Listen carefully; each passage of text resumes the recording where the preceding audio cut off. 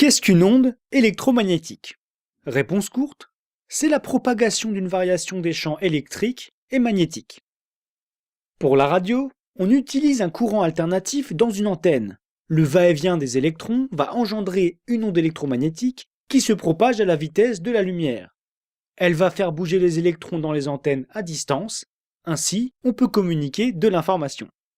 Mais bon, regardons un peu plus en détail. La matière a plusieurs propriétés, la plus connue étant la masse. Tout objet ayant une masse produit un champ gravitationnel qui attire les autres objets ayant une masse, c'est la gravité. Ainsi, la masse du Soleil va attirer la Terre et va la faire rester en orbite. Sinon, la Terre irait tout simplement en ligne droite. La charge électrique, elle aussi, est une propriété de la matière, et les charges vont aussi interagir entre elles à distance. Si vous prenez une charge négative au repos, un électron, il va engendrer un champ électrique, et ce champ va agir sur les autres charges. Ainsi, deux charges de même signe vont chacune engendrer un champ électrique, ce qui vont les faire se repousser entre elles. Par contre, deux charges de signe opposés vont s'attirer, le champ électrique de l'une attirant l'autre charge. En plus du champ électrique, une charge en mouvement produit un champ magnétique. Ainsi, si vous mettez une boussole à côté d'un courant électrique, c'est-à-dire des charges en mouvement, la boussole va être déviée. En plus de ça, un champ magnétique en mouvement va induire un courant électrique. Ainsi, en faisant bouger un aimant devant une bobine, ça génère un courant. Et c'est sur ce principe que fonctionnent pas mal de générateurs électriques. Enfin, en regroupant tout ça sous forme d'équations mathématiques, on met en évidence que les deux champs sont liés, et qu'une variation d'un champ électrique engendre un champ magnétique, et qu'une variation d'un champ magnétique engendre un champ électrique, ce qui leur permet de s'auto-engendrer et de se propager sous forme d'onde à la vitesse de la lumière. C'est l'onde électromagnétique. Mais alors, qu'est-ce qu'une onde au juste? Une onde mécanique est une perturbation oscillatoire qui se propage dans la matière. Prenez une corde et secouez-la. La secousse va se propager le long de la corde et la faire bouger de haut en bas. La corde, elle, ne bouge pas de gauche à droite, c'est l'onde qui va se propager en provoquant ce mouvement vertical.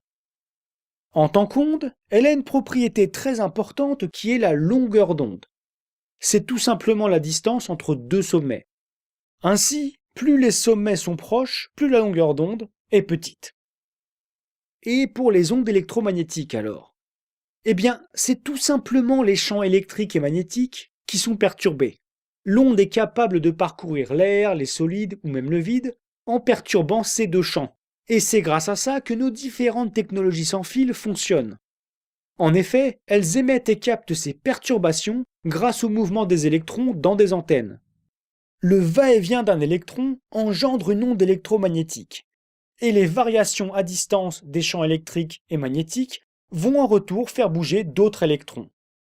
Et en faisant varier les longueurs d'onde, on peut faire fonctionner les radios, le Wi-Fi ou le téléphone en même temps. D'ailleurs, la longueur d'onde des ondes électromagnétiques est très importante, car plus la longueur d'onde est faible, plus l'onde contient d'énergie, et peut même devenir dangereuse. Par longueur d'onde décroissante, on a les ondes radio, de téléphone ou du Wi-Fi, avec lesquelles on communique à distance.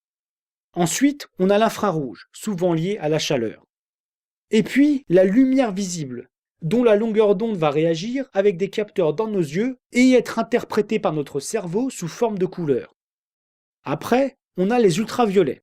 Et à partir de là, on a des ondes ionisantes. C'est-à-dire qu'elles sont capables d'arracher des électrons aux atomes, ce qui peut endommager l'ADN des êtres vivants. C'est le cas de certains ultraviolets, des rayons X et des rayons gamma.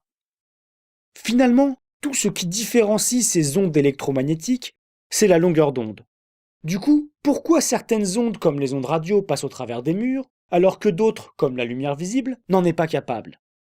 Eh bien, les différents atomes et molécules réagissent aux ondes électromagnétiques qui ont des longueurs d'onde précises. Ainsi, les murs vont réagir à la lumière visible et la réfléchir, mais ne vont pas réagir aux ondes radio qui, elles, vont pouvoir passer au travers. Mais bon, pour comprendre ces interactions, on entre dans le domaine de la physique quantique. Peut-être pour une autre vidéo.